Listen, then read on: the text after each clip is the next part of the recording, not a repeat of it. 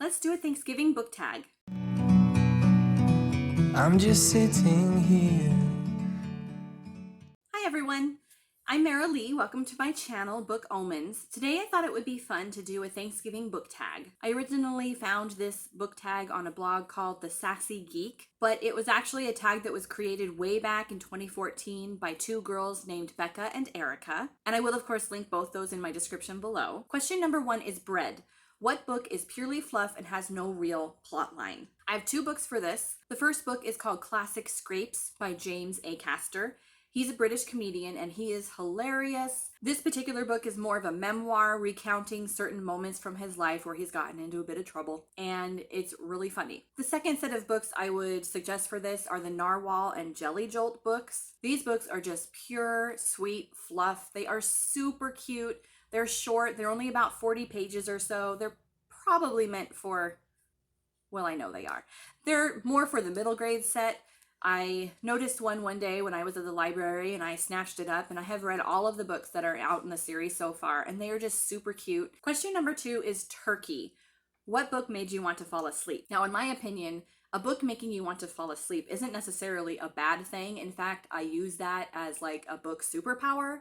I read those kinds of books in the evening or in bed to help me fall asleep. So the last book I read that was great for this was Hyacinth Bouquet's Hectic Social Calendar. I've said before I'm a fan of 90s British comedy, and this book is literally her social calendar. It's just a lot of fun and it was easy to read. I didn't have to think too much, and it definitely helped me fall asleep. Well, hi. We got a visit from Ginger Snap. She's my kitty. She does not want to be here right now. Okay. That's my girl. Question number 3 is gravy. What book makes the whole series worth reading? Now, this one was a tough one for me actually, because I tend to look at book series as a whole, like just one giant story. But I am going to go with Small Spaces by Catherine Arden. The minute the sequel to this book, Dead Voices, came out, I picked it up and I read it, and I had a great time, and I cannot wait to read the next 2 books that are in this series. Question number 4 is stuffing. What book is full of action scenes? So I would say any Percy Jackson book. This particular one is the illustrated version of The Lightning Thief. Or as my kids would tell me, also any Rick Riordan book. Book confession, I am woefully behind on reading Rick Riordan books. I have only read his Percy Jackson books, though I do have plans to read all of his other books sometime in the undisclosed future. Anyway, if you like the idea of Greek myths mixed with a whole lot of demigod children, you will love those books. Question number 5 is mashed potatoes. What book looked good but then wasn't? First of all, I highly disagree with this question because mashed potatoes are the food of the gods, even though I can no longer eat them because they're nightshades and I have like food allergies. Rest in peace, mashed potatoes. I will forever mourn your loss. As far as a book that looked good but then wasn't, I know this is an unpopular opinion, but my answer is Eleanor Oliphant is Completely Fine. I have issues with that book.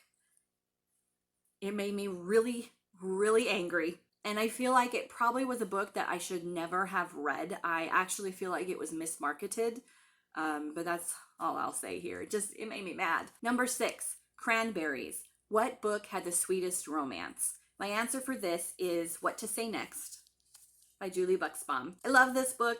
It is one of my favorite reads of the year. I actually annotated it. It just really speaks to me. And yeah, one thing I like about it is that the protagonists in it aren't perfect. They have issues they're going through. There's more than just the romance going on, and I highly recommend it. Number 7, Corn. What is the corniest book you've ever read? Now, as far as books I've been reading recently, I would say My Boyfriend is a Monster. This is book number 4. It's called Under His Spell. It has actually several subtitles. My Boyfriend is a Monster, Under His Spell, or Elf Possessed, or Love and Dust, or My Boyfriend is a Fairy. These books are pure fluff. They are super corny, not to be taken seriously by any means, and full of tropes, and fun and short. Here's some of the illustrations. This one actually is really fun because some of it goes into color, but yes, corny and fun. Number 8, Green Beans. What book was too long and needed to be shortened? My answer for this question was As If by Jen Chaney. It's the oral history of Clueless. I'm a big fan of Clueless, and I actually really enjoy reading books with behind the scenes information about movies and films and TV shows that I enjoy. But this book just missed the mark for me. It is literally just transcripts of, various actors and people who worked in the film, remembering their time on the movie. But it just was very dry and boring to read, so it ultimately didn't work for me. Question number 9 is pumpkin pie. What book do you read to get out of a reading slump? My answer is any Jane Austen book. Any of them. I love Jane Austen. I would also add to this, I really like graphic novels because they're quick and fast to read, and they can really pull me out of a reading slump. They actually make me feel like I've accomplished something once I have finished one quickly. So yes, highly recommend graphic novels. And lastly, question number 10 is dog or cat? What food would you steal from the Thanksgiving table if you could? Well, if I could eat them, mashed potatoes. Mashed potatoes forever.